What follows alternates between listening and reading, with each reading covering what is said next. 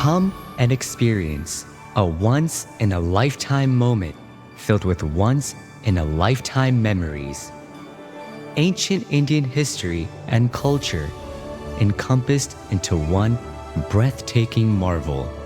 A timeless masterpiece of art and engineering brought to the United States of America, a land of opportunity. An awe-inspiring gem of Indian heritage and modern architecture. A cultural landmark of Hindu tradition and spirituality. Welcome to Swaminarayan Akshardham.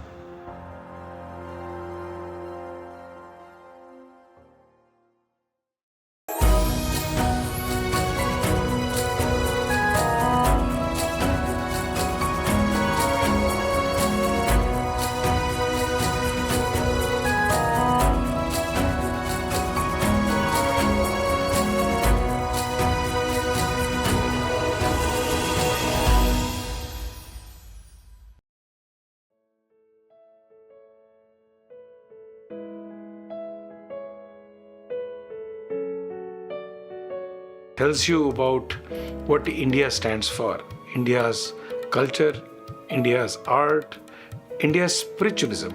You could be here for days, weeks, months, probably years, and you may not still be able to see it all. Taken aback by just the building of this whole place and everything that goes along and that happens in this place, and it's all volunteer work. So that right there is kind of that wired versus inspired. Like, to be this detailed, it's a lot of work from a whole bunch of people who weren't. This isn't their natural trade per se. So how do you become good at it to put good enough work or product to make something as extravagant, as beautiful as this? Like, you have to not necessarily want to every day, but you know what you're doing it for. You're wired to be at your best every day. To know and to meet so many people who are not just volunteering like I do in the evening after my day job, but who leave their day job and immerse themselves in the volunteerism for 3 months, for 6 months, for a year or more years. That creates this feeling of family that it just becomes an extension of being with your wife and your children. You feel just as comfortable when you're with volunteers who've also given up so much. I feel that power when I walk through the doors here. Every time I come here, I discover new and new things, and I'm absolutely speechless. One of the people that I met, she is a mom. She had a full-time job, and she quit that to come to do site, and she had come during the summer, and she would be here every single day, day in, day out, and she would be here before we even got here because we would like kind of drag our feet when it was too cold or whatever, and she would be there, get everything set up, and then as soon as we got there, she was there. She was like, let's get to it. Like, what's our goal for today? Let's get it done. And she was always just such a positive influence, and I was like, I can't believe she's so positive all the time, because I sometimes feel like I want to drag my feet after lunch because I'm full, I need to take a nap now. It was so inspirational to see how much mehunat she had to be doing seva that it motivated us. The first day, nervousness, excitement, you're starting a whole new life. When you're walking onto this construction site, meeting new people, starting a new seva, volunteering. Thinking back to the first day, I believe it was October 10th, and it felt like I was getting ready for college all over again. The biggest reason why I wanted to come here was that it was a way for me to give back to my Guru, Pramukh Sai Maharaj. Before coming here, it was pretty easy for me to get like really anxious and stressed out about certain things. But after spending some time here, I've learned that everything happens because of God's wish.